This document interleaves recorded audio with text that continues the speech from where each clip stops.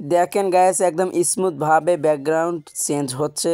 শুধুমাত্র 1 মিনিটে আপনারা করতে পারবেন যে কোনো ছবি। এই দেখেন নর্মাল ভিডিওটার আমি ব্যাকগ্রাউন্ড চেঞ্জ করলাম। কিভাবে চেঞ্জ করলাম তো স্ক্রিনে যান, স্ক্রিনে গিয়ে আপনাদের সাথে কথা হচ্ছে। কথা বলার আগে একটা কথা বলে থাকি, যদি আপনারা চ্যানেলে নতুন হয়ে থাকেন তাহলে অবশ্যই সাবস্ক্রাইব করবেন, পাশে থাকা বেল আইকনটি অন করে দিবেন।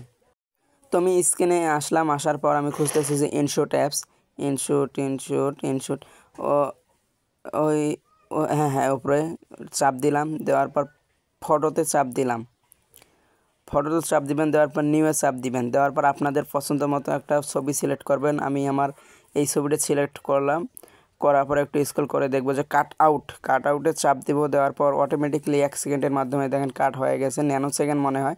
তো দেওয়ার পর এখানে দেখতে পারেন ব্যাকগ্রাউন্ডে দেওয়ার পর ছবি যে কোনো একটা সিলেক্ট করে দিবেন। তো আমার বাছাই করা আছে ছবি, আমি একটা দিলাম, এই যে এইটা ছবি। তো দেওয়ার পর একটু জুম করে নিলাম, নেওয়ার পর টিক মার্কে ক্লিক করলাম। তো এখানে কি স্মুথভাবে হয়ে গেছে এভরিওয়ান। আপনারাও চাইলে এইরকম করে আপনারা করে নিতে পারেন আপনাদের ছবি। তো আমি উপরে দেখতে পারতেছি এক্সপোর্ট অপশন, তো এক্সপোর্টে চাপ দিব, দেওয়ার পর দেখতে পাচ্ছেন এভরিওয়ান আমার ছবিটা কমপ্লিট হয়ে গেছে আলহামদুলিল্লাহ। এই যে দেখেন।